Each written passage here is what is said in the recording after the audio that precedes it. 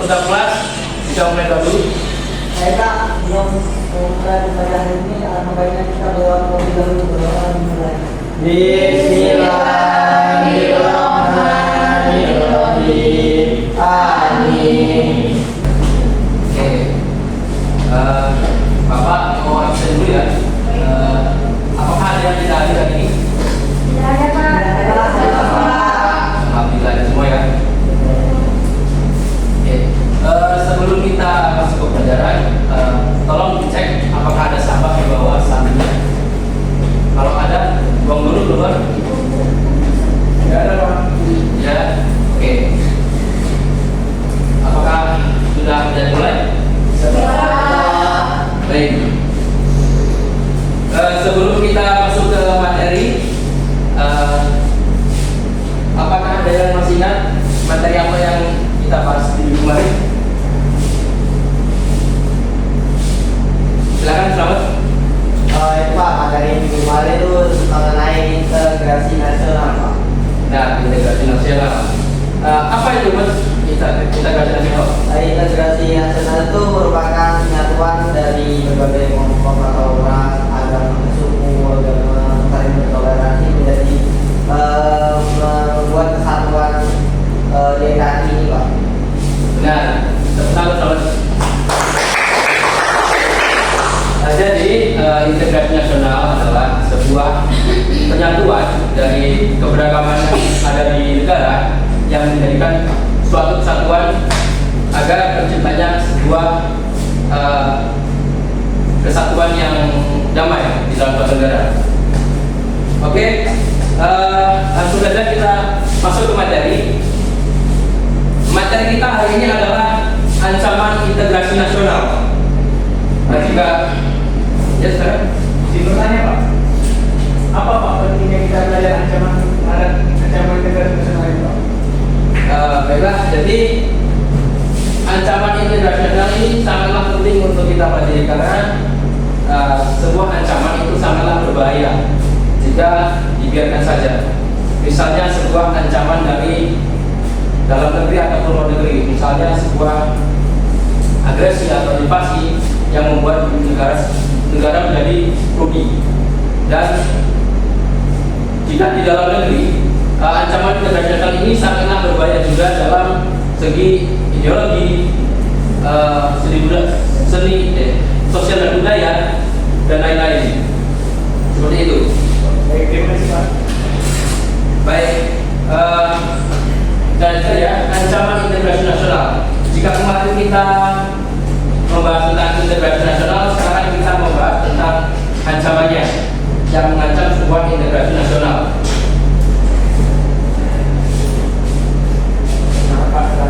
Tidur. Coba jelasin kenapa kamu telat. Di sholat, oke. Kamu bisa duduk. Ancaman tersendiri memiliki arti yaitu adalah setiap kegiatan baik dalam negeri maupun luar negeri yang dinilai membahayakan kedaulatan negara, keutuhan wilayah dan keselamatan segenap bangsa Ancaman adalah bagian dari resiko. Jadi maksudnya ancaman ini adalah sebuah kegiatan yang dimana akan membahayakan suatu negara di dalamnya. Selanjutnya ada integrasi nasional. Integrasi nasional adalah suatu usaha dari proses mempersatukan perbedaan-perbedaan yang ada pada suatu negara sehingga terciptanya keserasian dan keselarasan secara nasional. Seperti yang dijelaskan selama tadi, benar adalah untuk proses atau kegiatan yang mempersatukan suatu perbedaan dalam suatu negara. Ya, lanjut. Nah, ancaman integrasi nasional tersebut juga terbagi menjadi dua jenis, yaitu ancaman militer dan ancaman non-militer. Nah, ancaman militer berkaitan dengan ancaman di bidang pertahanan dan keamanan. Ancaman militer adalah ancaman yang menggunakan kekuatan bersenjata dan terorganisasi yang dinilai mempunyai kemampuan membahayakan kedaulatan negara, keutuhan wilayah, dan keselamatan segenap bangsa. Ancaman militer dapat berupa agresi, invasi, pelanggaran wilayah, pemberontakan bersenjata, sabotaj spionase, aksi teror bersenjata, dan ancaman keamanan laut dan udara. Nah, jadi maksudnya di sini adalah ancaman militer ini adalah ancaman yang melibatkan suatu militer dalam suatu negara, seperti menggunakan alutsista ataupun lembaga-lembaga pertahanan negara. Ya. Nah, jika ancaman militer itu ada di ancaman militer itu ada ancaman bidang di pertahanan keamanan. Ada contohnya yaitu ada agresi, pelanggaran wilayah, dan pemberontakan senjata. Ada yang bisa membacakan tentang apa itu agresi atau invasi? Oke. Agresi adalah tindakan kekerasan atau ancaman kekerasan oleh satu negara terhadap negara lain. Sedangkan invasi adalah bentuk agresi yang melibatkan pengiriman pasukan militer untuk memasuki wilayah negara lain. Keduanya melanggar hukum internasional dan dapat memicu konflik berskala besar. Baik. Jadi maksudnya di sini adalah agresi invasi itu adalah tindakan kekerasan atau ancaman yang dilakukan oleh suatu negara untuk menduduki suatu tempat di suatu negara lain. Misalnya pada zaman dahulu bisa dilihat pada gambar yang pertama. Gambar yang pertama ini adalah agresi atau invasi yang dilakukan oleh Belanda pada zaman penjajahan, di mana mereka melakukan pemberontakan dan juga menduduki wilayah-wilayah tertentu di Indonesia. Tadinya ada spionase. Ada yang bisa mendengar spionase apa?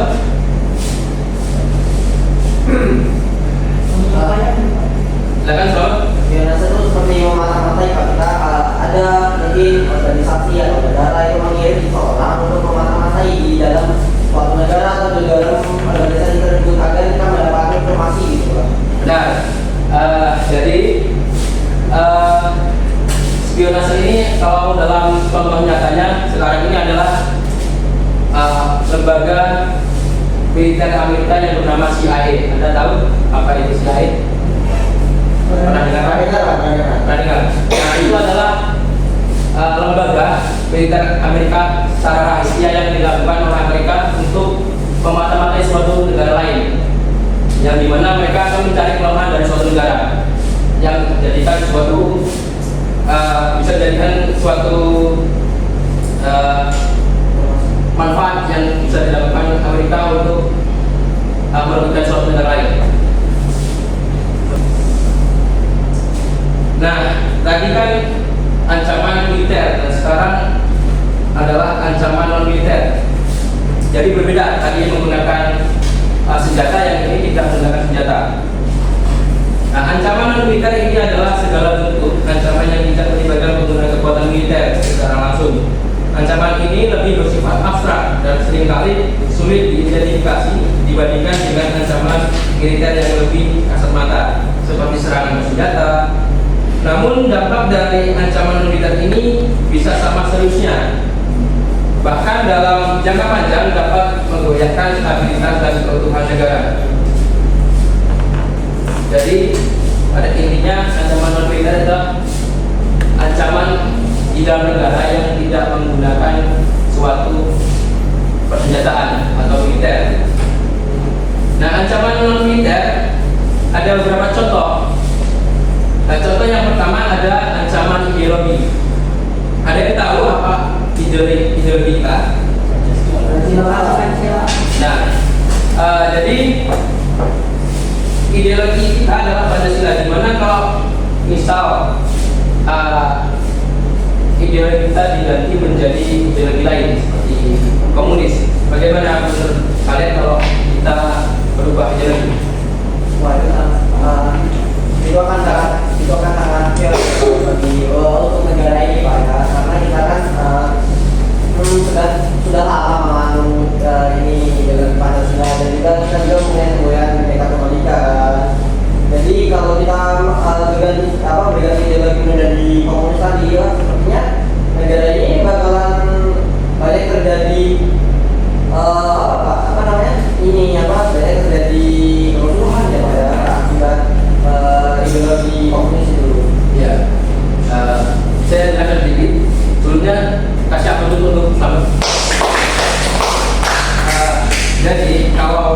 Pancasila ideologi kita ini diganti menjadi karya komunis, itu tidak akan cocok karena ya itu tadi yang telah kita bahas tadi, ketika persoalan itu adalah pemberontakan yang dilakukan oleh partai komunis, jadi tidak baiklah untuk negara kita. Untuk saat ini adalah Pancasila ideologi kita yang sangat pas untuk kita gunakan, karena ideologi kita adalah ideologi yang menerapkan suatu keberagaman, di mana yang dapat menyatukan suatu keberagaman yang berbeda-beda di negara kita. Nah, tapi sudah materi kita hari ini tentang ancaman integrasi nasional. Sampai sini ada yang ditanyakan? Kamu sudah paham? Paham? Oke. Karena sudah selesai, Bapak akan memberikan LKPD yang harus kalian kerjakan, di mana Bapak akan bagi kalian jadi 2 kelompok. Kelompok pertama akan dibagi menjadi ada berapa murid di sini? 10 ya. Nah, yang sebelah sini 5 dan lain 5. Jadi 2 kelompok. Nah, soalnya adalah kalian mengamati suatu kasus dan berikan strategi untuk mencegah atau memperbaiki dari kasus tersebut.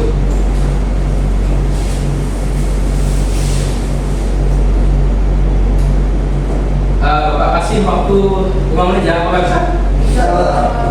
Oke, Bapak satu.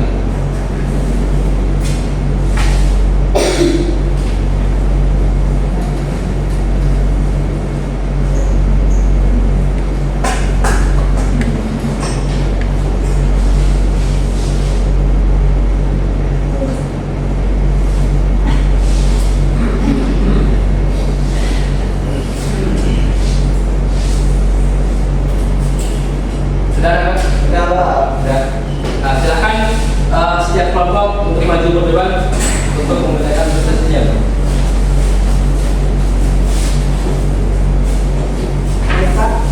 Silakan kelompok satu. Di sini kelompok 1 mendapatkan contoh kasus pemberontakan di Aceh. Oke, berdebat di Aceh ya. Jawaban dari kasus ini adalah pemberontakan di Aceh. Gerakan dan syarat yang dipimpin oleh Tengku Jalil adalah salah satu contoh pemberontakan bersenjata yang mengancam integrasi nasional. Gerakan ini bertujuan membentuk negara Islam di Aceh yang terpisah dari NKRI. Adapun upaya pencegahan dan perbaikannya adalah 1. Penguatan ideologi Pancasila, memberikan pendidikan Pancasila, meningkatkan pemahaman dan pengamalan nilai-nilai Pancasila sejak dini, baik di sekolah maupun masyarakat. Sosialisasi, melakukan sosialisasi secara terus-menerus mengenai pentingnya menjaga persatuan dan kesatuan bangsa, penanaman nasionalisme, memupuk rasa cinta tanah air, dan bangga menjadi warga negara Indonesia. 2. Pembangunan daerah yang merata, membangun infrastruktur yang memadai di daerah yang tertinggal, terutama di daerah yang konflik, memberikan kesempatan yang sama bagi seluruh masyarakat untuk mengembangkan potensi diri ekonominya, menciptakan keadilan sosial dalam bidang politik, hukum, ekonomi, politik, hukum. 3. Dialog dan negosiasi, membuka ruang dialog dan negosiasi dengan kelompok yang merasa tidak puas atau memiliki tuntutan tertentu, mencari solusi damai atas setiap permasalahan yang timbul.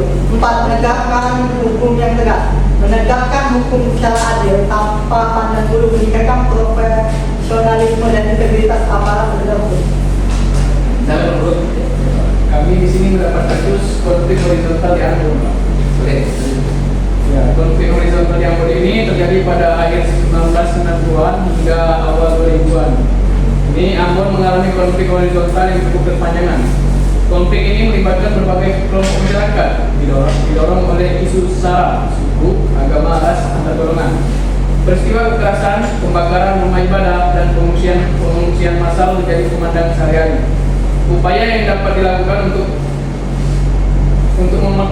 mengatasi konflik ini yaitu pertama ada intervensi militer, yaitu pada tahap awal konflik pemerintah mengirimkan pasukan keamanan untuk memisahkan kelompok yang bertikai dan menjaga keamanan. Yang kedua itu adalah dialog antar agama dan antar budaya, dilakukan upaya untuk mempertemukan tokoh-tokoh agama dan budaya dari berbagai kelompok untuk membangun dialog dan saling pengertian. Yang ketiga itu pemulihan hubungan sosial, yaitu program-program rekonsiliasi, pemulihan hubungan sosial masyarakat dilakukan untuk membangun kembali kepercayaan antar kelompok. terakhir itu ada pendidikan multikultural, yaitu pendidikan multikultural dimasukkan ke dalam kurikulum sekolah untuk menanamkan nilai-nilai toleransi dan saling menghormati sejak dini, Pak. Sekian. Baik, terima kasih. Sekarang dulu pukul ini. Tepuk tangan untuk pelakunya tamu.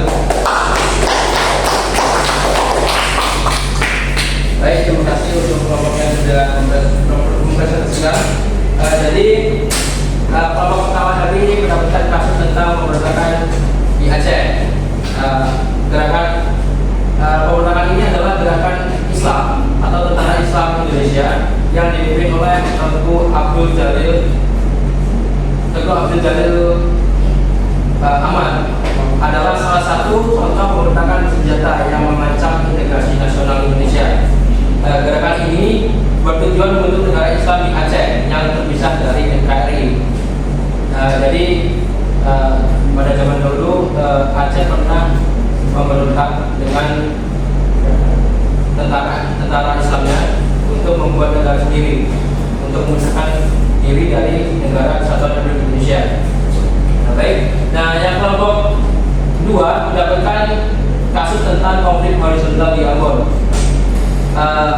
Di Ambon pernah terjadi konflik yang cukup berkepanjangan. Konflik ini melibatkan berbagai kelompok masyarakat didorong oleh isu sara. Peristiwa kekerasan dan pembakaran rumah ibadah adalah yang terjadi pada konflik Ambon tersebut. Nah, baik, sangat bagus untuk kelompok yang kami sudah memberikan jawaban yang sangat baik. Oke, karena sudah selesai NKPD-nya,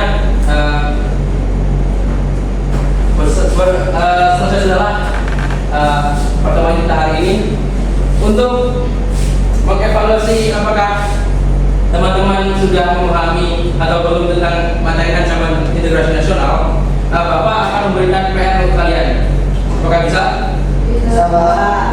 Oke, PR akan saya share di grup WhatsApp kelas. Ada kan grup WhatsApp kelas? Ada, Pak. Oke, di situ ada 5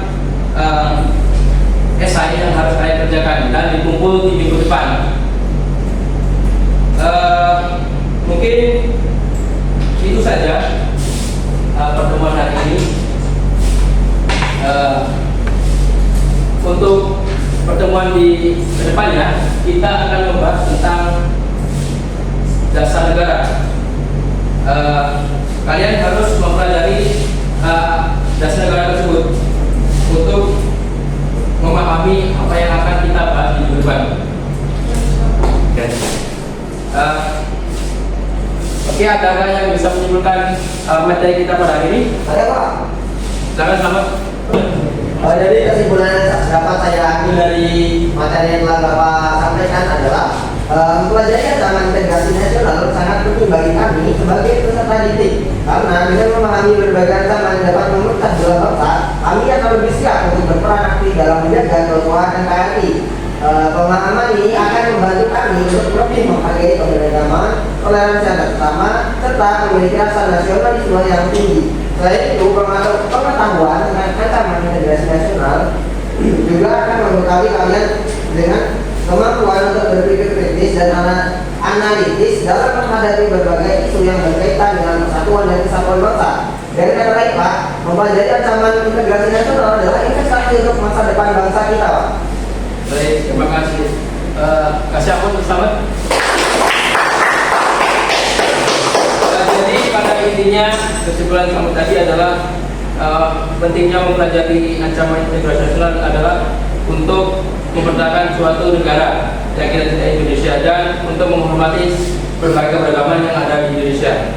Oke, untuk mengakhiri pada pelajaran pada hari ini, Bapak ada pantun untuk kalian.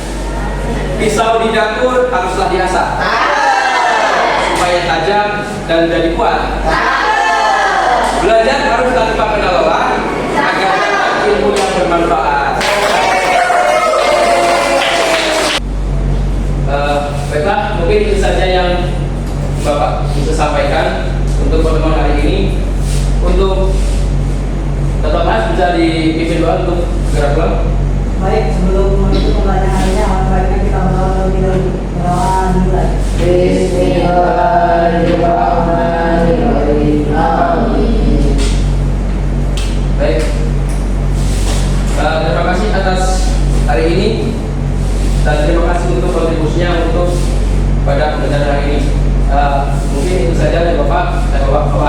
Wassalamualaikum warahmatullahi wabarakatuh. Waalaikumsalam.